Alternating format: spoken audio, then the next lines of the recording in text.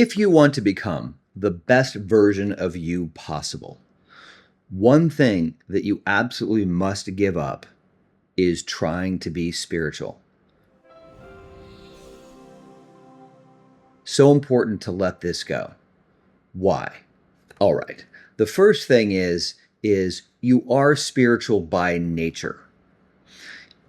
At your essence, you are this incredibly perfect spirit. So when you walk around trying to be spiritual, you are not acknowledging that you already are. So in other words, you're missing the point of who you are, and you're pretending to be spiritual. And what do I mean when I say pretending? This whole notion of trying to be a good person, nothing wrong with it per se. Obviously, you are a good person at your nature. You have these things that have been put on you, these wrong beliefs about yourself, about your lack of worthiness, etc. And these wrong beliefs, these wrong ideas about who you are, about your worth, and I'm not good enough, so I have to try to prove myself. I'm somehow bad, and so I need to try and be good. All of these things that sit on you, make you do things that are not great, that are not ideal, that come from fear, etc. But none of these is who you really are. And so when you're trying to be spiritual, it's an obstacle to your forward progress, because when you're trying to be spiritual, you're being somewhat dishonest. And so what I would say is replace spirituality with honesty. So as you're doing your work and you're going along and you say, okay, I know it's not good to be attached to things. So now this is the tricky part. We try not to be attached to things. Oh, I see that I'm attached to that. So I'm going to now try not to be. Oh, I think I'm getting less attached. It's so much more important to be honest with yourself and say, I'm attached to that. And it's really important to separate from that attachment and recognize it as a part of you. And stand back from that part and say, sweetheart, why are you so attached? Why is this so important to you?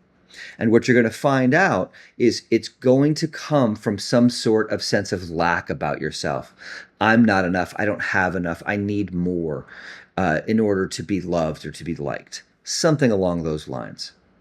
And it's so much more important to see that there's a part of you that feels so wounded and so hurt and longs for love than it is to try to put on piety, to put on this show of, you see, I'm letting go of this and therefore I'm evolving and becoming more spiritual.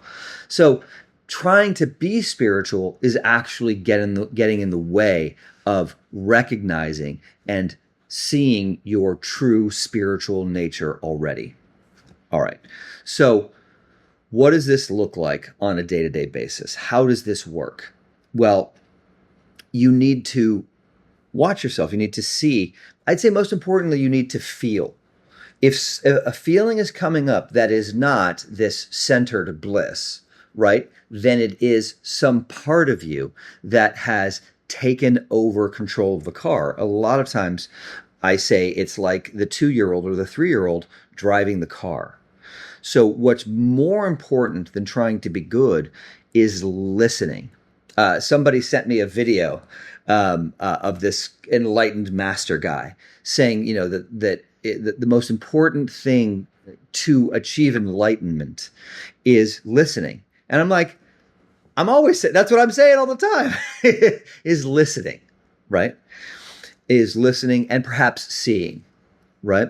Listening, I would say, listening to your spirit, listening to the energy that's happening inside of you, the good and the bad, and also seeing the patterns, seeing our devastation. I had a friend of mine who called and she just read Elizabeth Gilbert's new book. She wrote Eat, Pray, Love, I think. I don't know the title of this new book, but it was about her opening up about being a sex and love addict.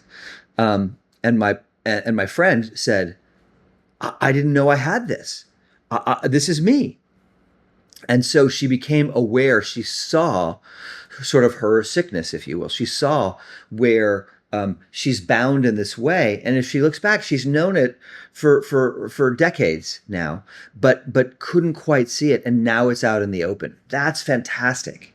It's so much more important to see where we're bound than trying to convince ourselves that we're free or that we're almost free. It's a real danger. So, and I guess there's a humility in it, right? There's a humility of like, oh, um, uh, I guess this is where I'm really at. And that's the problem with this sort of being spiritual is I'm trying to get somewhere. And so I've said for a long time, spirituality, enlightenment, these things are no different than the house or the home that I want to get, or the fame that I want to get, or the fortune that I want to create that's gonna make me whole.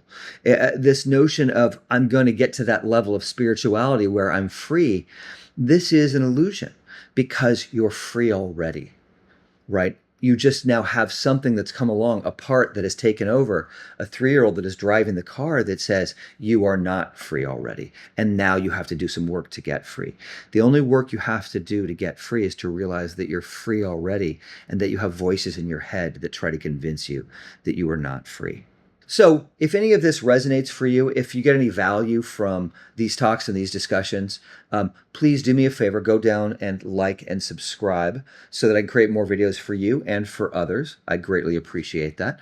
And if you're interested in booking a one-on-one call to me to sort of explore some of these things deeper and especially get down to the things that are blocking you the most, you can schedule a one-on-one free consultation with me down below. And you can also join my free community called Unblock Your Brilliance.